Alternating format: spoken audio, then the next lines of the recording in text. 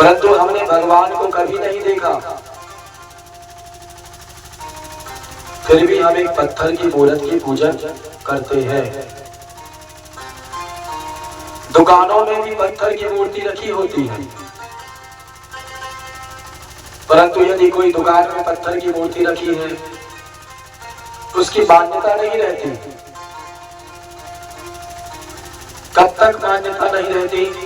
जब तक वो मंदिर में आ ना जाए, जब तक आचार्यों के द्वारा उस मूर्ति में प्राण प्रतिष्ठा कर दी ना जाए, तब तक उस मूर्ति की कोई मान्यता नहीं रहती। दुकान में भी रहेगी तो व्यक्ति उसे न प्रणाम करेगा न जल चढ़ाएगा, और यदि वही मूर्ति यदि मंदिर में आके रखा जाए तो आदमी उसे प्रणाम करेगा। मंदिर में प्रवेश करते हैं, घंटी बजाते हैं, तो घंटी बजाने से जो नकारात्मक चीजें हैं वो समाप्त हो जाती है। कुछ क्षण के लिए जो भाव हमारे अंदर रहता हो समाप्त हो जाता है। घंटी की ध्वनि एक बार हमारे अंदर में जो सोच रहे हैं वो भूल जाते हैं, और जिस स्थान में हम खड़े हैं उस स्थान का भाव हमारे अंदर प्रकट हो जाता है। नकारात्मक चीजों को बाहर करके सकारात्मक ऊर्जा को प्रविष्ट करती है।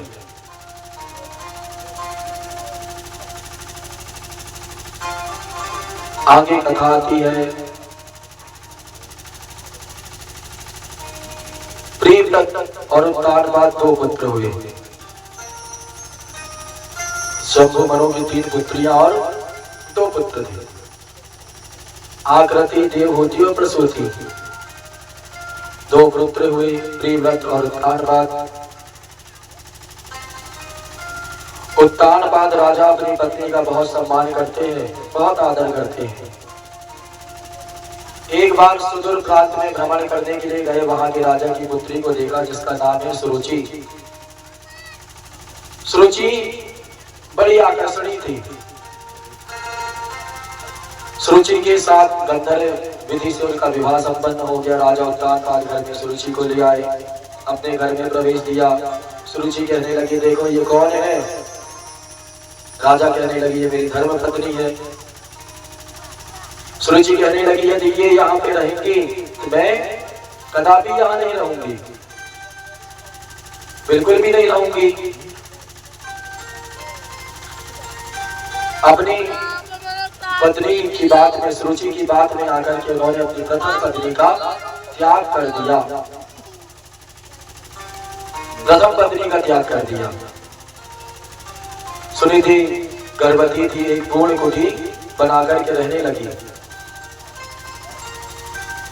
और उसने एक सुंदर पुत्र को जन्म दिया, और उसी पुत्र का नाम हुआ ध्रुव। कुछ समय व्यतीत हुआ, बच्चा बड़ा हुआ।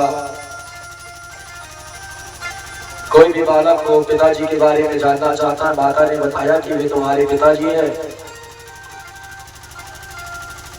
5 वर्ष की आयु थी, दौड़ा दौड़ा गया। पिताजी सिंहासन पर बैठे हुए थे, बालक भी पिताजी के सिंहासन पर बैठने के लिए गोद में हुआ। जैसे ही गोद में बैठने के लिए हुआ तो जो उनकी दूसरी पत्नी थी सुरुचि कहती है कि हे पुत्र, तुम कौन हो? बालक कहने लगा, ये मेरे पिताजी हैं, मैं इनके गोद में बैठना चाहता हूं। वे कहने लगी, यदि इनकी गोद में बैठना हो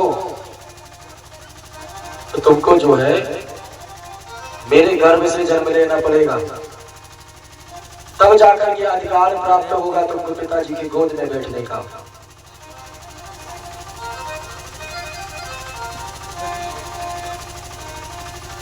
तब जाकर के अधिकार प्राप्त होगा।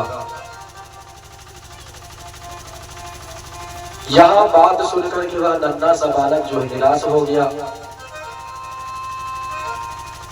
बार बार कहने लगी, यदि भाई पिताजी की गोद में बैठना चाहते हो, मेरे गर्भ से जन्म लेना पड़ेगा, भगवान के दर्शन करना पड़ेगा। तो इतनी मूर्खता की बात करने लगी कि अपने गर्भ को भी परमात्मा से सुंदर बताने लगी, परमात्मा से सुंदर बताने लगी।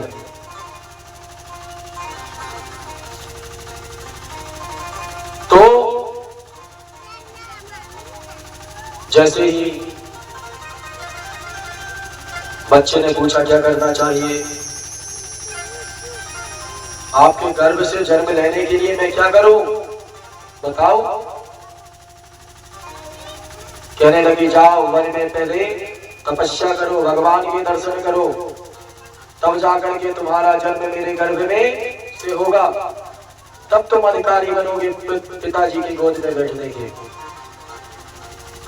नन्हा सा बालक दौड़ा दौड़ा गया अपनी माता के पास गया, कहने लगा माता मैं भी वन में जाना चाहता हूँ, मुझे पिताजी की गोद में बैठना है।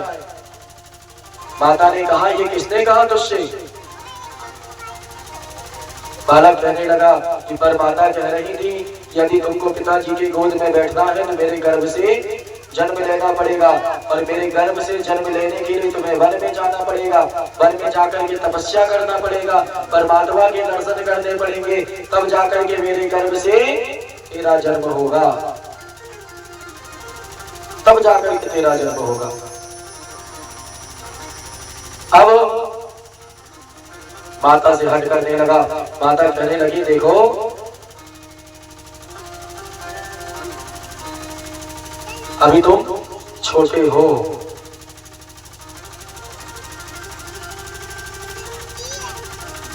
बोली विश्वनाथ भगवान की जय हो।